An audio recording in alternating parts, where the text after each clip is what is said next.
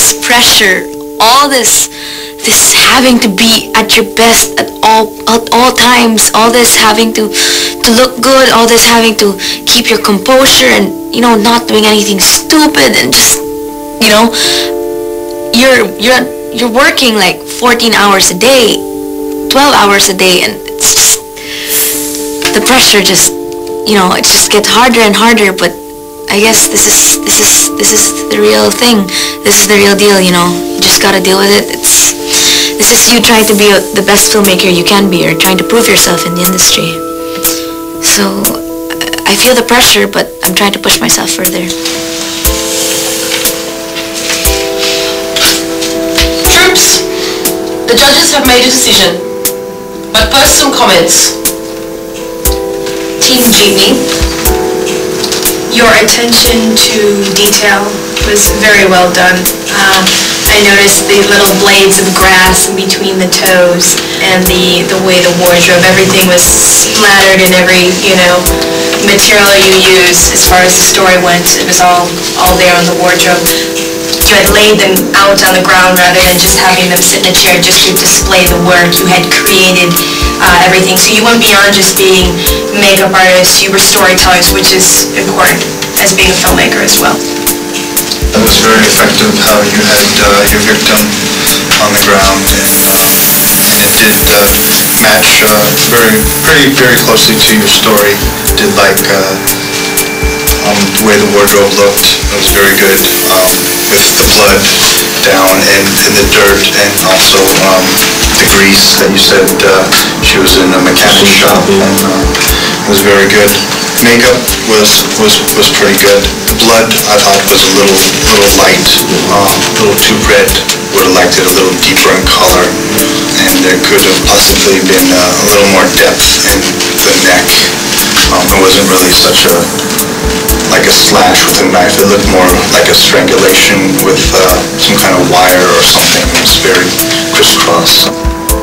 You had paid so much attention to the details and everywhere else, but where it came down to putting the prosthetic on the neck, you could have taken, you know, the paints and kind of gone within a little bit more and given it more depth, as you said, to make it be more realistic rather than just laying the prosthetic down and smearing the blood on it. Team Rizal. I did enjoy the design of the makeup, all the bruising and contusions. Especially liked the little darkness that we had going underneath her left eye. And the appliance I thought was put down very well, I think in the time frame that you're given. I especially enjoyed the color of your blood. It was very dark and rich in color. I think overall you guys really executed your application very strongly. Everything was there, as he had mentioned. The blood was done very well on the neck. The attention to detail in the blood, you know, in the hair, and then you put it in the hand. I mean, it looked great. I mean, it fit perfectly with how it should be as far as what happened to the character and where placement should be of the special effects. The only thing I would have to say is the prosthetic applied on the neck. Something such as that, you know, when you pay more close attention to the detail of that sort of thing, you know, is definitely blending in the edges and so forth. As you all know, there will be a winner and a loser. It was a very hard decision today.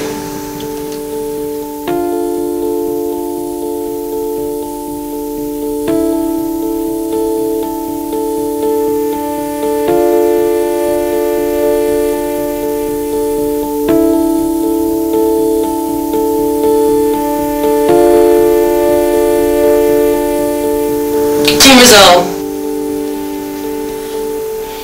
you are the winners of today's challenge. That would be great. Oh God.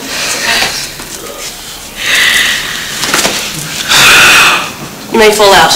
Thank you. Yes, we won. It feels great. We won.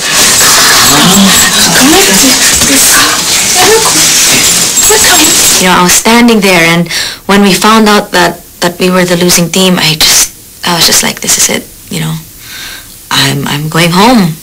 I'm going home. I think we did very well. It's just that the other team was better. Team Jeepney, you are the losers of this week's challenge. You now have a chance to plead your case of why you should stay on Hollywood Boot Camp. Team leader, Private Miguel, step forward. Plead your case.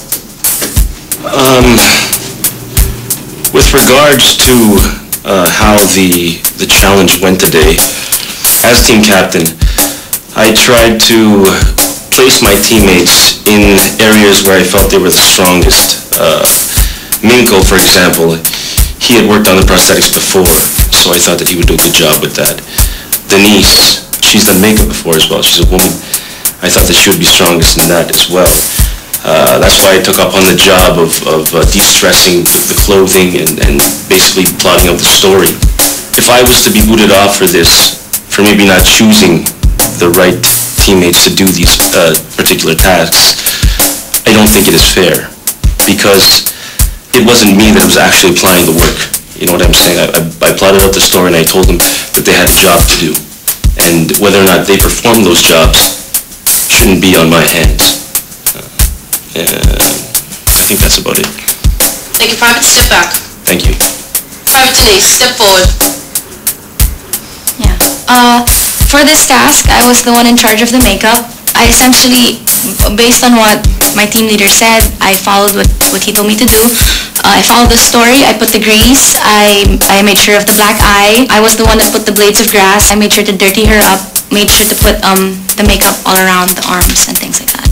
With regards to my work, based on the comment, they like the makeup, so I hope that's not enough reason to send me home. It was a very terrifying moment for me, because I didn't want to go home. Why would I go home for something as frivolous as the color of blood, you know? I can prove so much more than this. Everybody was just eager to get rid of that hot potato. I'm gonna make it good. I'm going Hollywood. Everybody was just